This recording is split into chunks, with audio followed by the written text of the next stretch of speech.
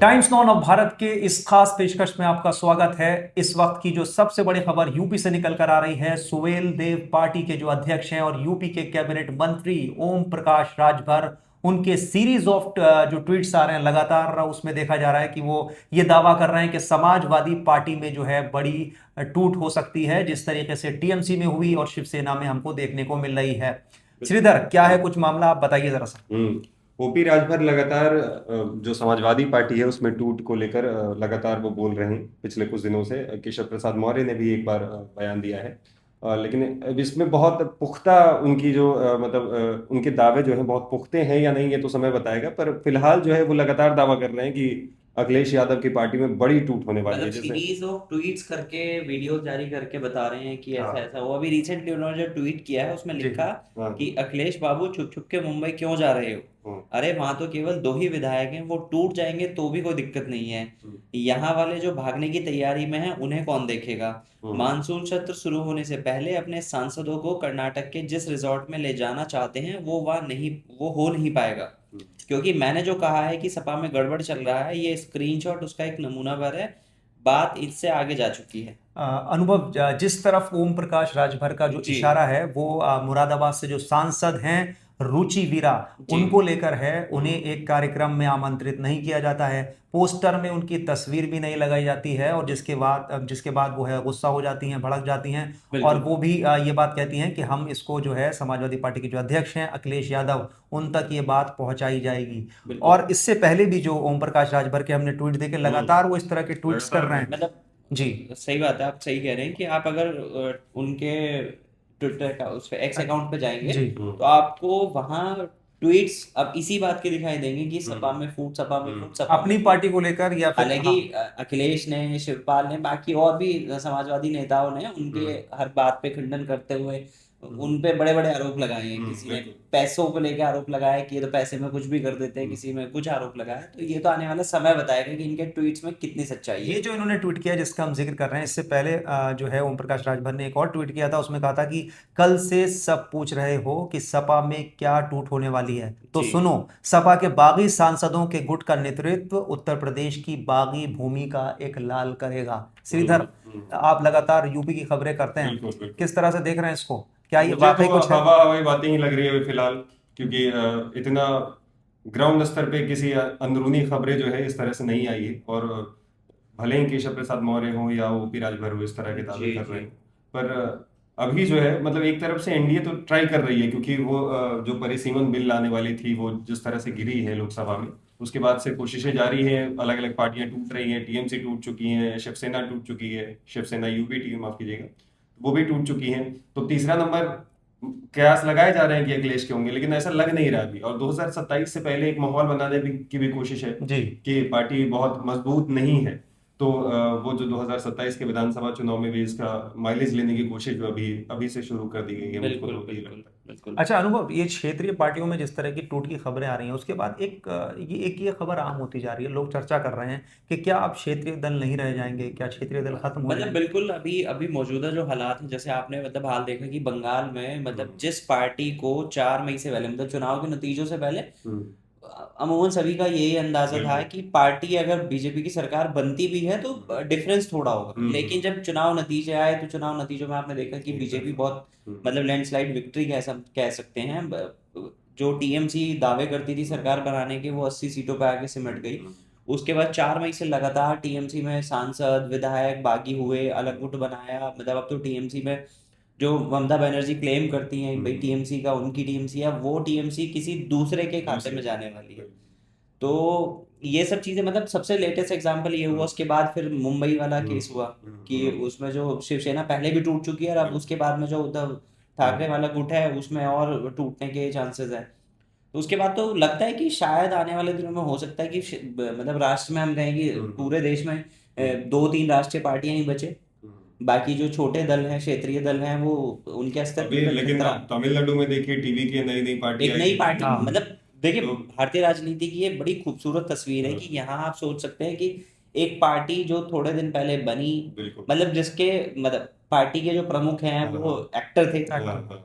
उसमें हालांकि कुछ पुराने नेता भी वो भी शामिल हुए, लेकिन बिल्कुल। उस पार्टी ने दिखाया कि भारतीय राजनीति में कुछ भी संभव है। कुछ भी भी संभव है। इससे ऐसा कुछ नहीं है कि कोई पार्टी पुराने टाइम से चलती आ रही है वही चुनाव जीतेगी। टीवी के ने ये दिखा दिया कि भारतीय राजनीति में कुछ भी संभव है। और इस वक्त वक्त पर ऐसी घटनाएं, ऐसी चीजें होती रही हैं भारतीय राजनीति में। हमने देखा था इससे पहले जिस तरीके से अरविंद केजरीवाल आम आदमी पार्टी के रूप में उभरी, बिल्कुल। स्टालिन आए, बहुत सारी चीजें इस तरह की होती रही हैं सीधा। लेकिन 2027 से पहले ये लगातार यूपी में जिस तरह से खबरें आ रही हैं, कोशिश तो जाहिर सी बात है इस बात की होगी कि अगर कुछ विधायक सांसद टूटकर आ जाते हैं या टूट हो जाती है तो एक मैसेजिंग भी कहीं ना कहीं होगी। बिल्कुल, ये सबसे बड़ी मैसेजिंग का ही खेल मुझको तो अभी फिलहाल लग रहा है कि अभी, क्योंकि वो पुख्ता तौर पे नहीं लग रहा है कि टूटने वाले हैं। अभी जितनी खबरें आ रही है, जिस तरह से पार्टी के लोग भी दावे कर रहे हैं, नहीं टूटने के अभी आसार तो नजर नहीं आ रहे। लेकिन ये 27 का माहौल बनाया जा रहा है कि हाँ भाई, हालांकि श्रीधर, मुझे लगता है कुछ नेता तो ऐसे होते हैं ना जो अपनी गाड़ी में हर पार्टी अरे के बिल्कुल। झंडे रखते हैं कि जिसकी पार्टी आई वो झंडा गाड़ी में लगाया। तो अभी तो मतलब ऐसे ऐसे दो कि चार अगर- नेताओं की हाँ। गिनती से तो हम ये नहीं कह सकते कि कोई पार्टी लेकिन टूटने वाली है। समाजवादी पार्टी के अगर जिस तरह से अखिलेश का वो कद है, उस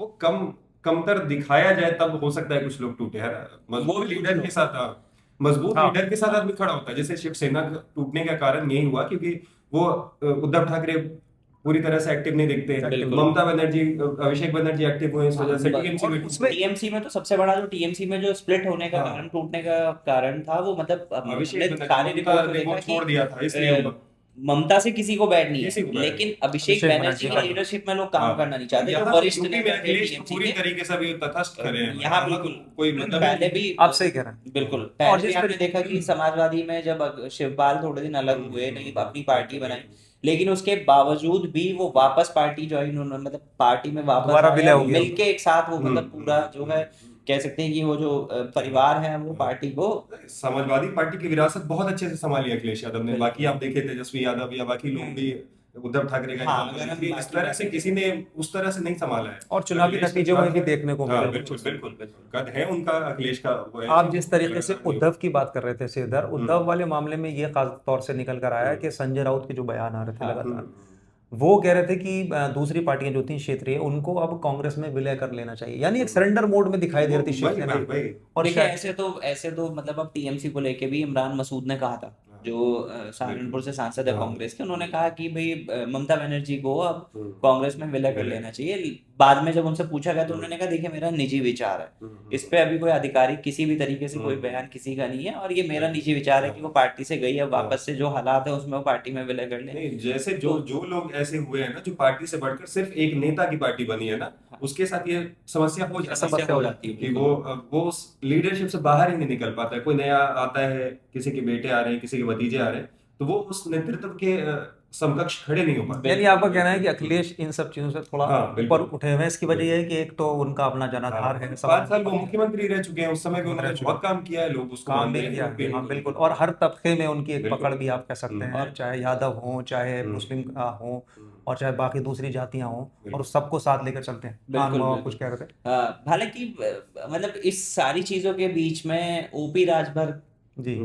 को उतना सीरियस लेना तो मतलब हाँ, अभी लगातार लगता है कि वो थोड़ा सा बैठा ज्यादा जल्दबाजी होगी। हाँ, और जिस तरह के उनके बयान आते हैं, खुद भी कहीं ना कहीं वो बीच बीच में पलटते रहे हैं। हाँ। कभी वो समाजवादी वो पार्टी तो- की सरकार में भी रहे हैं, और उस कभी वो जो है दूसरी सरकारों में भी। बिल्कुल, हाँ। बिल्कुल, तो उनको बिल्कुल। लेकर उनके बयान को इसी तरह से मेरे ख्याल से लिया जा रहा है अभी फिलहाल जो है। और आगे इस पर क्या कुछ अपडेट निकल कर आता है, क्योंकि लगातार हम देख रहे थे कि ओम प्रकाश राजभर अपनी पार्टी को लेकर, अपने कामों को लेकर, या उसको कम वो जो है वो शेयर कर रहे हैं, बिल्कुल, अब जबकि तो वो समाजवादी पार्टी अब ऐसा ही पर होता है, ज्यादा- चुनाव से पहले या तो अपना काम दिखाओ या तो दूसरे को नीचा 27 दिखाओ। का चुनाव है, 27 का चुनाव है, यूपी का चुनाव बहुत अहम होता है। बिल्कुल। बिल्कुल, ये तो बात सब मानते हैं बिल्कुल। कि यूपी का चुनाव सबसे बड़ा चुनावी रण। सबसे बड़ा चुनावी रण होता है। बिल्कुल। उसके लिए आपको माहौल तो थोड़ा बनाना बनाना पड़ेगा ना। अभी जैसे इस टाइम पे माहौल बनाया, अब चाहे वो उसमें गलत हो आरोप, या मतलब वो तो एसआईटी की जांच के बाद होगा। राम मंदिर वाला जो डोनेशन स्कैम है, चंदा वाला घोटाला, उसमें तो ये सब मतलब सारी चीजें आप इन सब को एक narrative जोड़ेंगे ना, आप आप उस ये narrative narrative से set side ले जाने करने की भी कोशिश आप मान सकते हैं। एक नैरेटिव की भी लड़ाई है। बिल्कुल नैरेटिव की तो लड़ाई है ही ये।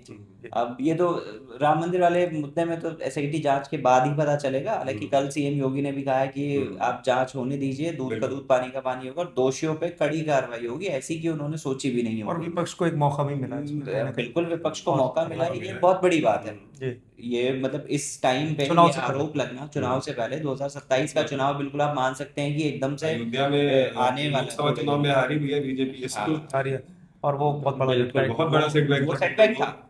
वो अभी हालांकि भी अगर अगर आप उसको मतलब हम उसे कहें कि आप पूरे अच्छे से उसका सब सारा समीकरण देखेंगे तो आपको लगेगा कि शायद जो लोकसभा नहीं, चुनाव में बहुत सारी जैसे वो फैक्टर्स रहे। हाँ, वो factors ठीक रहे। बात है आपकी, फैक्टर्स बहुत सारे थे इस वजह से। हाँ, मतलब आप लेकिन एक इसे कह नैरेटिव सकते बना ना, एक इसे हम कह नैरेटिव सकते हैं कि जिस मुद्दे अयोध्या को में लेकर वो पूरे देश में आंदोलन। अयोध्या में बीजेपी का हारना लोकसभा चुनाव में वो बहुत बड़ी बात थी। बहुत बड़ी बात। उसको अगर हम आप अलग अलग से उसके समीकरण चेक करेंगे कि भाई किस सीट से हारे, कौन सी विधानसभा में कहाँ बीजेपी ने बिल्कुल। बढ़त बनाई, क्या किया, वो सारी चीजें अलग हो जाती हैं। लेकिन देश भर में एक मैसेज तो ये गया कि अयोध्या से बीजेपी का हारना बहुत मतलब हम कह सकते हैं कि नेगेटिव था बीजेपी के लिए।